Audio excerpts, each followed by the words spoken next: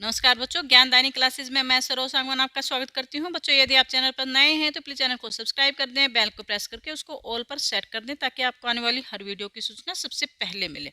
बच्चों, आज की हिंदी क्लास में हम 10th क्लास की बुक क्षितिज भाग 2 के गद्य खंड के पाठ 11 बाल गोविंद भक्त को पढ़ेंगे। इसके लेखक हैं राम वृक्ष बेनीपुरी। लेखक यानी राम वृक्ष बेनीपुरी किसी गाँव में जाते हैं और वहाँ एक बुजुर्ग व्यक्ति को देखते हैं और उसे देखकर आश्चर्यचकित हो गए। उसके चरित्र के को जानकर वो इतने ज़्यादा प्रभावित हुए कि उन्होंने उसके जीवन के परिचय के बारे में पूरा पाठ ही लिख दिया। यह पाठ उन्हीं के बारे में है, यानी बाल गोविंद भक्त के बारे में है। लेखक ने इस पाठ में बाल गोविंद भक्त के व्यक्तित्व को ही उभारा है। बाल गोविंद भक्त ऐसे व्यक्तित्व थे कि हर कोई उनकी तरफ आकर्षित हो जाता था, यानी वो हर किसी को अपनी ओर आकर्षित कर लेते थे। यह पाठ उन्हीं के बारे में उनके बारे में इस पाठ में लेखक ने लिखा है कि वो कैसे ओढ़ते पहनते थे, कैसे उनका खाना पीना था, वो कैसे रहते थे, उनका रहना सहना कैसा था, उनका स्वभाव कैसा था, उनकी दिनचर्या कैसी थी, उनके घर में कौन कौन रहते थे, उनकी मृत्यु कैसे हुई, ये सब इस पाठ में बताया गया है। तो आइए अब हम पाठ को पढ़ना शुरू करते हैं। पाठ का सारांश है, बाल गोविंद भक्त एक ऐसा रेखा चित्र है जिसमें एक ऐसे विलक्षण चरित्र का वर्णन किया है जो मानवता, संस्कृति और सामूहिक चेतना का प्रतीक है। लेखक की मान्यता है कि वेशभूषा व बाह्य दिखावे से कोई सन्यासी नहीं होता। सन्यास का आधार तो जीवन के मानवीय सरोकार होते हैं। तो पाठ का सार इस प्रकार है। कहानी की शुरुआत में लेखक ने बाल गोविंद भक्त की शारीरिक बनावट को बताया है, यानी वे कद काठी से मंझोला, यानी मीडियम हाइट थी उनकी, और चेहरा गोरा चिट्ठा तथा 60 से ऊपर की उम्र उनकी लगती थी, यानी वो गोरे रंग के थे और 60 साल से ज़्यादा की उनकी उम्र थी। उनके बाल पके हुए, यानी उनके बाल सफ़ेद थे और चेहरा सफ़ेद बालों से जगमग था, यानी सफ़ेद दाढ़ी थी। वो ज़्यादा बड़ी दाढ़ी नहीं रखते थे, ठीक ठीक रखते थे, लेकिन उनकी पूरी दाढ़ी सफ़ेद हो चुकी थी और वो चमक रही थी। बहुत कम कपड़े पहनते थे, यानी वो बहुत ही कम कपड़े पहनते थे। वह कमर पर लंगोटी बांधते थे और कबीर पंथियों की टोपी सिर पर पहने रहते थे। सर्दियों में एक कंबल ले लेते और बाकी समय उन्हें कंबल की आवश्यकता या किसी अन्य अतिरिक्त वस्त्र की कोई आवश्यकता उन्हें नहीं होती थी, यानी सिर्फ सर्दियों में उन्हें कंबल की आवश्यकता होती थी, बाकी किसी चीज़ की उन्हें आवश्यकता नहीं होती थी। मस्तक पर यानी माथे पर चंदन का लेप, गले में तुलसी की माला पहने उसके वेशभूषा का यहाँ वर्णन किया है। वह कोई साधु या महात्मा नहीं थे। साधु या महात्मा कौन होते हैं? जो अपने घर संसार को छोड़कर, यानी घर से को छोड़कर सिर्फ सत्संग में और भगवान की भक्ति में लगे रहते हैं, साधु संत होते हैं। और वो भिक्षा मांगकर अपना खाना पीना करते हैं। लेकिन बाल गोविंद भक्त घर पर रहते हुए ही सन्यासियों की तरह वो रहते थे।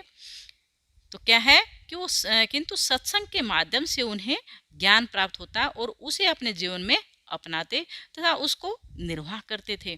घर मकान ये अन्य सामाजिक लोगों से भी उनका साफ सुथरा रहता था, यानी उनका जो मकान था, घर था, वो बिल्कुल साफ सुथरा रहता था। बाल गोविंद तथा उसके घर को देखने से यह लगता था जैसे वो बहुत बड़ा साधु महात्मा हो, जबकि वह जाति का तेली था।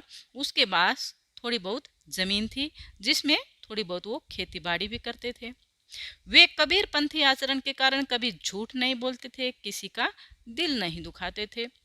व्यवहार के मृदु, यानी वो कोमल, यानी मीठा बोलते थे सबके साथ, और सामाजिक व्यक्ति थे। सामाजिक व्यक्ति नहीं, सबके साथ मिलने जुलने वाले व्यक्ति थे। घर में जितनी भी पैदावार आती, यानी खेत से जितनी भी फसल आती, उसको पहले कबीरपंथी मठ में ले जाकर दान करते थे, यानी जितनी भी उनकी फसल आती उसको पहले ले जाकर दान करते। जो कि जो मठ था उनके घर से 4 कोस की दूरी पर था, और वहाँ से मिले हुए अनाज को ही अपने घर में प्रसाद के रूप में लाते, यानी पहले अपनी पूरी फसल को वहाँ पे दान कर देते और वहाँ से वापसी में उनको जो प्रसाद के रूप में जो भी फसल मिलती, वापस जो भी अनाज मिलता, उसको प्रसाद के रूप में वो ले आते और उसी से अपना जीवन चलाते थे। चाहे कैसा भी मौसम हो, वह सवेरे स्नान कर अपनी खंजड़ी लेकर गीत गाते रहते थे। वे कबीर के पदों को गाते थे। आषाढ़ यानी जून और जुलाई का महीना आते ही खेतों में धान की रोपाई शुरू हो जाती थी। पूरा गांव अर्थात आदमी, औरतें, बच्चे खेतों में दिखाई देते थे। खेतों में रोपाई रोपाई करना क्या होता है? उगाना, यानी पौधों को जो उगाते हैं, फसल को उगाई करना। रोपाई करते समय हर किसी के कानों में गाने का स्वर गूंजता रहता था। उनके संगीत से सारा वातावरण संगीतमय हो जाता था, यानी वो इतना मधुर गाते थे, इतना मीठा गाते थे कि सारा वातावरण ही संगीतमय हो जाता था। भादो यानी अगस्त सितंबर की अंधेरी रात में वह अपने गीत के माध्यम से अपने ईश्वर को मनाते। जब सारा संसार सो रहा होता, उस समय भी बाल गोविंद भक्त का संगीत जाग रहा होता, यानी वो दिन रात गाते रहते थे। बाल गोविंद कार्तिक से फागुन यानी अक्टूबर से फरवरी मार्च तक, कार्तिक मास कौन सा होता है? जब दीपावली आती है, और फागुन जब होली आती है, यानी दीपावली से होली तक वो प्रभाती गाया करते। प्रभाती क्या होती है? 4-5 बजे के आसपास नहा धोकर भजन करते हुए गलियों से, भजन गाते हुए गलियों में निकला करते थे। वह सुबह अंधेरे में उठकर 2 मील चलकर नदी में स्नान करते और वापसी में गांव के पोखरे पर अपनी खंजड़ी लेकर बैठ जाते और गीत गाने लगते थे। माघ यानी जनवरी फरवरी का महीना, यानी 15 दिन जनवरी के और 15 दिन फरवरी के, तो माघ का महीना होता है। तो माघ का महीना था। लेखक को बाल गोविंद का संगीत गांव के बाहर पोखर पर ले गया। वे अपने संगीत में बहुत मस्त थे, यानी अपनी पूरी मस्ती से वो अपना संगीत, अपना भजन गा रहे थे। उनके माथे पर पसीने की बूंदें चमक रही थी, यानी जनवरी फरवरी में काफ़ी ठंड होती है, फिर भी उनके माथे पर पसीना था। अपने संगीत के माध्यम से वो मतलब इतने उनमें शक्ति आ गई थी। लेकिन लेखक ठंड के मारे कांप रहा था। गर्मियों में भी उमस भरी शाम को वे अपने गीतों से शीतल कर देते थे, यानी उनके संगीत में इतनी ताकत थी कि वो सर्दी में गर्मी और गर्मी में सर्दी उत्पन्न कर देते थे। उनके इस गीत में सामाजिक लोग भी शामिल होते थे। एक उत्सव का माहौल बन जाता था। बाल गोविंद भक्ति भाव से सराबोर होकर आंगन में नाचने लगते। चाहे सर्दी हो या गर्मी, सुबह या शाम उनकी खंजड़ी हमेशा बजती रहती थी। साथ ही ईश्वर की भक्ति से जुड़े गीत की आवाज भी गूंजने लगती थी। बाल गोविंद अपने ईश्वर से इतना जुड़ गया था कि वह ईश्वर को सर्वत्र निराकार मानता था, यानी वो ईश्वर को हर जगह ही मानता था और कहता था कि ईश्वर का कोई आकार नहीं है, वो हर उसमें है, हर वस्तु में, हर उसमें समाया हुआ है ईश्वर। उसका एक मर्म तब देखने को मिला जब उसका इकलौता बेटा असमय यानी बिना समय के ही मृत्यु को प्राप्त हो गया।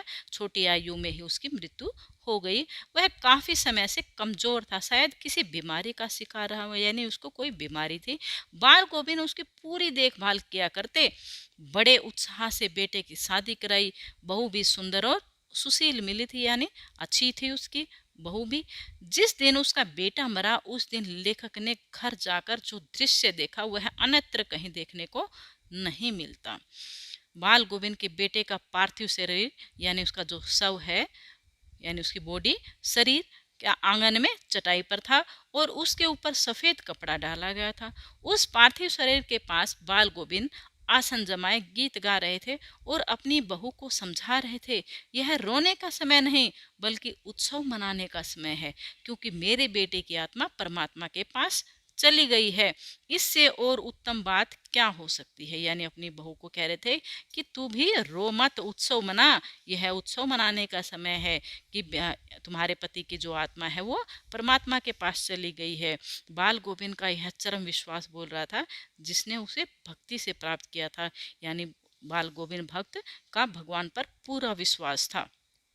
बेटे का पूरा दाह संस्कार अपनी बहू से ही करवाया, यानी उस समय भी वो विचारों का इतना खुला था कि अपनी बहू से ही उसका पूरा दाह संस्कार करवाया। और सभी संस्कार की विधि समाप्त होने पर बाल गोविंद ने बहू के बड़े भाई को बुलाकर उसका पुनर्विवाह कराने का आदेश दिया। यानी कितने खुले विचारों का था कि कितने पुराने समय की ये कहानी है और उस समय भी उसने अपनी बहू का पुनर्विवाह कराने का आदेश दिया, किंतु बहू नहीं कहाँ मानने वाले थी, यानी उसकी बहू ने नहीं माना। उसने ससुर की सेवा करते हुए पूरा जीवन निर्वाह करने की उसने ठान ली थी, यानी वो अपने भाई के साथ नहीं जाना चाहती थी, वो चाहती थी कि यहीं रहकर वो अपने ससुर की सेवा करे। किंतु बाल गोविंद भक्त स्वभाव और व्यवहार से सरल व्यक्ति थे। उन्होंने बहू से कहा, अगर वह अपने भाई के साथ मायके नहीं गई और पुनर्विवाह यानी दोबारा से विवाह नहीं किया तो वह स्वयं यानी खुद ही घर छोड़कर चला जाएगा। वह अपने पुत्र या अपने घर से बंधन बांध कर नहीं रखना चाहते थे, यानी वो उसको बांध कर नहीं रखना चाहते थे। वह अपनी बहू को किसी प्रकार का कष्ट नहीं देना चाहते थे, बल्कि उसके मांग में हमेशा सिंदूर और हंसी खुशी ही भी देखना चाहते थे, यानी अपनी वो बहू को हमेशा खुश देखना चाहते थे। बाल गोविंद भक्त की मृत्यु भी महात्मा की भांति हुई। प्रत्येक वर्ष की भांति गंगा स्नान करने जाते और सर्द मौसम था, हल्की बुखार शरीर पर चढ़ी हुई थी। वह गंगा स्नान के लिए 4-5 दिन की यात्रा करके जाते थे। वह रुक कर बीच में कहीं खाना नहीं खाते थे और न ही भीख मांगते थे। वह घर से ही खाना खाकर जाते और घर आकर ही वो खाना खाते थे। यही उनका आचरण था, यानी वो बीमारी की हालत में भी उन्होंने अपना यह जो रूल था वो उन्होंने नहीं तोड़ा। जब वह गंगा स्नान के लिए निकले और उन्हें बुखार था, सर्दी का मौसम भी आ गया था, लोगों ने काफ़ी चेतावनी दी कि वह गंगा स्नान न करे, किंतु वह धार्मिक व्यक्ति कहाँ मानने वाले थे। उन्हें तो भक्ति का परम सुख प्राप्त करना था। वह गंगा स्नान कर घर लौटे। उस दिन भी उन्होंने संध्या का गीत गाया, पर लगता था जैसे कोई तागा टूट गया हो माला का और एक एक दाना बिखर गया हो। अगले दिन जब लोगों ने बाल गोविंद के घर से खंजड़ी ता गीत की आवाज़ नहीं सुनी तो उन्हें आश्चर्य हुआ। घर जाकर, यानी लोगों को आदत थी कि सुबह सुबह उसके भजन सुनते थे, लेकिन जब वो उस दिन उन्होंने उसकी आवाज़ नहीं सुनी तो उन्हें आश्चर्य हुआ। उन्होंने घर जाकर देखा तो बाल गोविंद भक्त नहीं रहे, अर्थात बाल गोविंद की आत्मा परमात्मा से मिलने अनंत सफर पर जा चुकी थी, यानी उनका देहांत हो चुका था। तो ये था आपका पाठ बाल गोविंद भक्त। आशा करती हूँ आपको अच्छे से समझ में आ गया होगा, आपके लिए काफ़ी हेल्पफुल होगा। यदि आपको अच्छा लगा, आपको अच्छे से समझ में आ गया है तो प्लीज़ इसको लाइक कर दें और चैनल को सब्सक्राइब करना न भूलें। वीडियो देखने के लिए धन्यवाद।